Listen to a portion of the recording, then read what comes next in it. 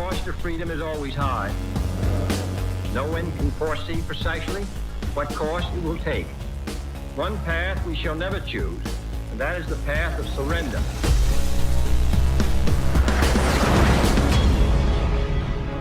You ready for this? Let's find out.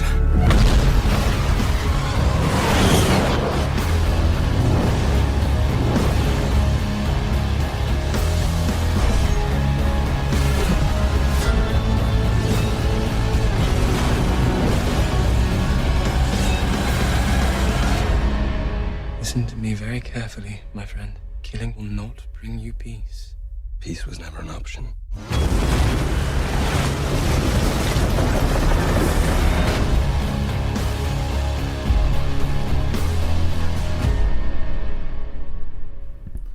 So much like the original X-Men movie, First Class had a big uphill battle to get. We had to reorient with our old characters with a new cast, while still being connected to the original trilogy and moving the timeline back like 30 years. All of that tough to do, and I felt pretty good with Matthew Vaughn's First Class pretty quickly. We open right back in Auschwitz with the younger version of Magneto, and we see what happens after he is cold-cocked by those guards. And he's brought to a Nazi scientist, played by the increasingly hostile Kevin Bacon. He's been doing a lot of villain roles, and I think he's good at it.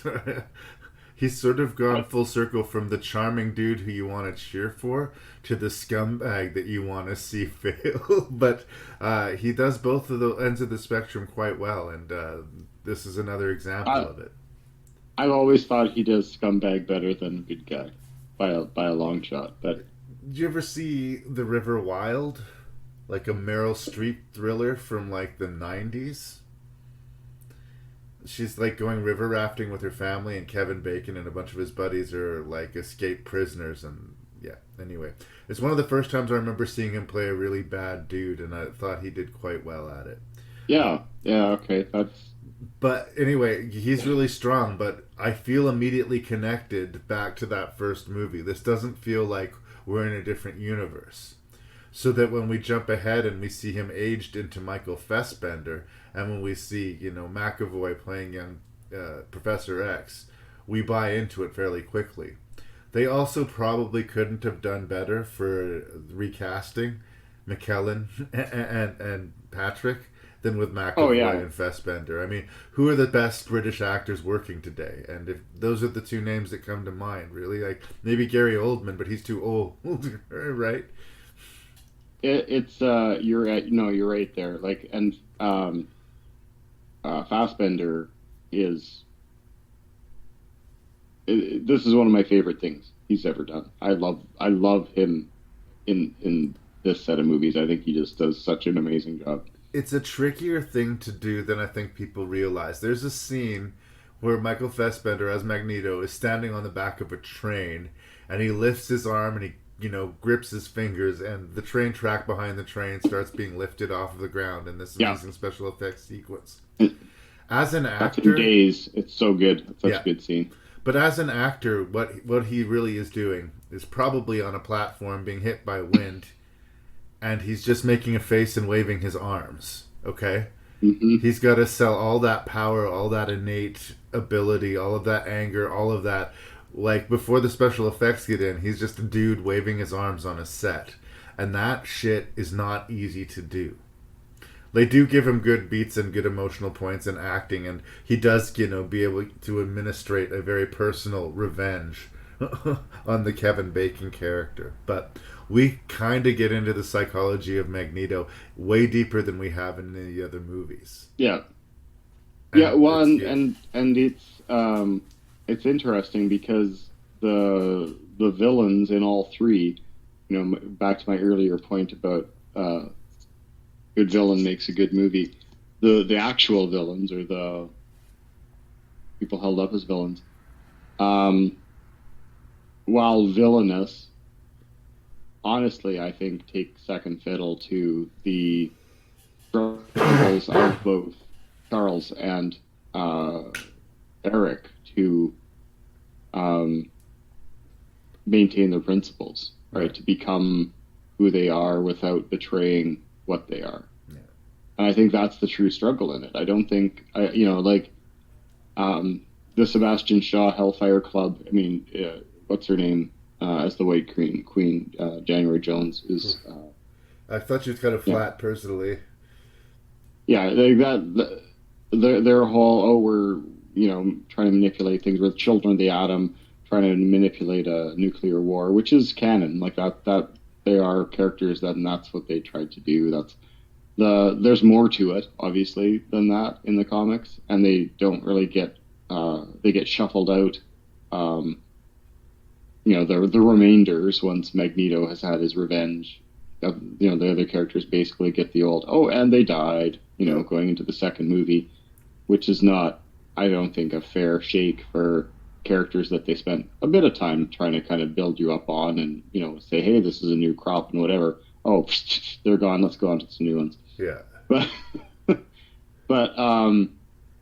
I don't know. I mean, that's I don't know how you would reintroduce, it would have been too many active characters in the second movie with all the time jumping, crisscrossing as well, too. So, I think from an efficiency perspective, it kind of almost had to be done just to keep the character count at a reasonable level, but it still seemed a little tacked on.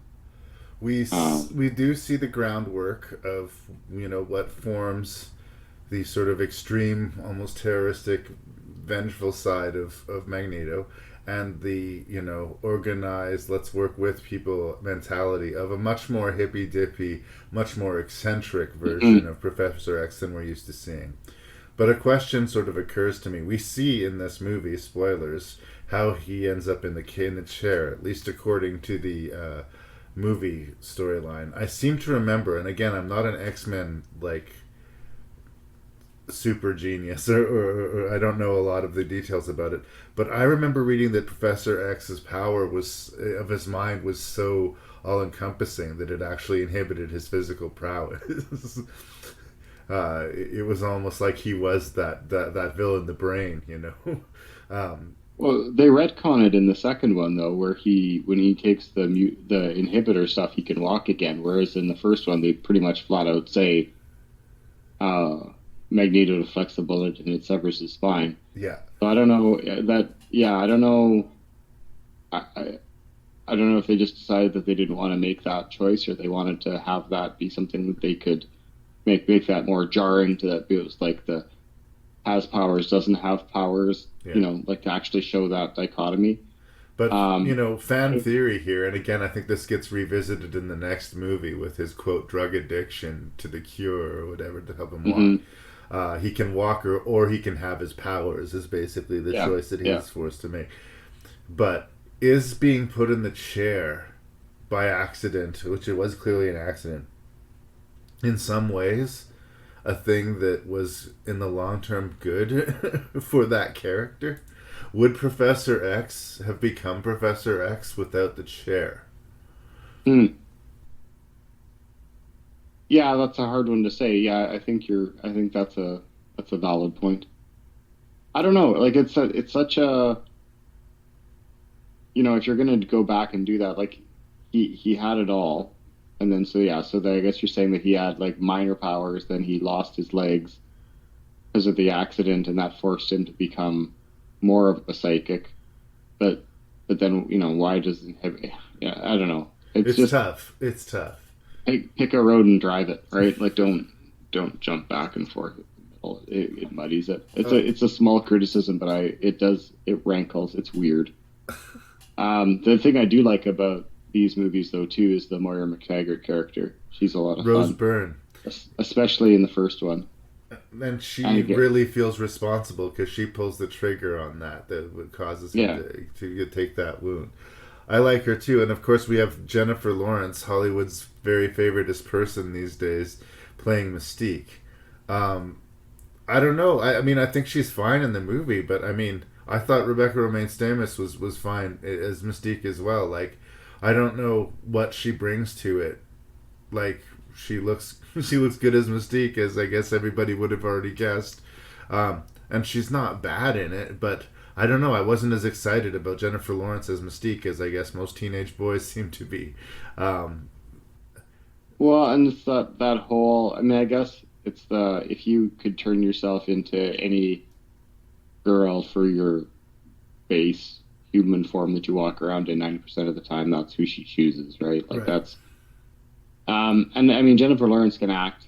We've And they like definitely her give just- Mystique a lot more to do than we've ever seen before, and that's probably Yeah, directly a lot of speaking because they roles, have right? Jennifer Lawrence. But again, I'm not saying anything bad or good about her performance, but I guess what I'll say is I saw Mystique. Maybe that's a good thing then. Maybe I wasn't lost in it. I was just like, there's the blue lady who can change shape. But I wasn't definitely like, oh my god, she was amazing in the role. But sort of similar will remain. But I mean, there is a redemption to it, and it's a role that had to be able to be acted.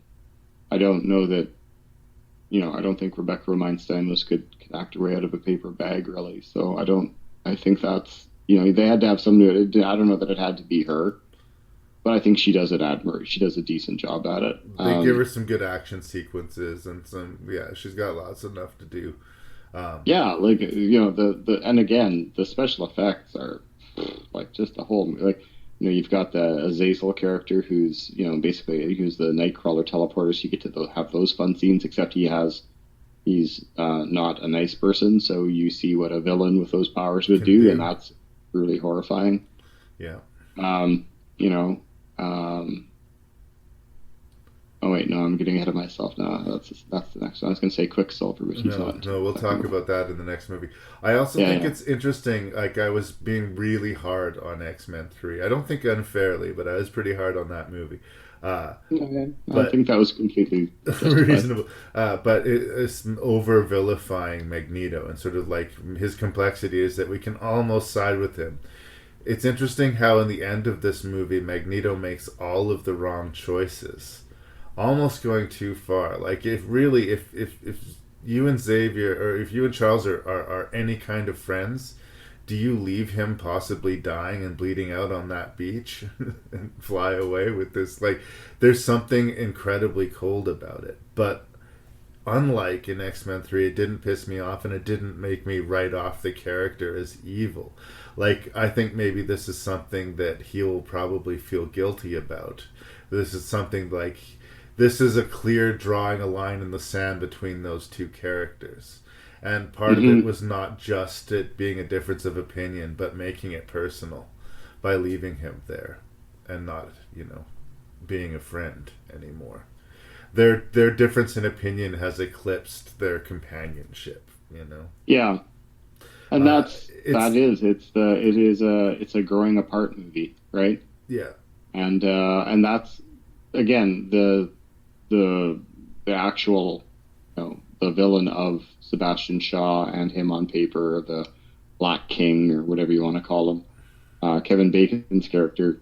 He doesn't have to do anything except be menacing and have bad powers, and he gets his it's how Magneto gets his helmet. It's a neat story, et cetera, et cetera. But again, we see Magneto making the exact wrong decision with that character, right? He doesn't have to kill that guy, but he does kill that guy, and he does it slowly and personally with the coin, right?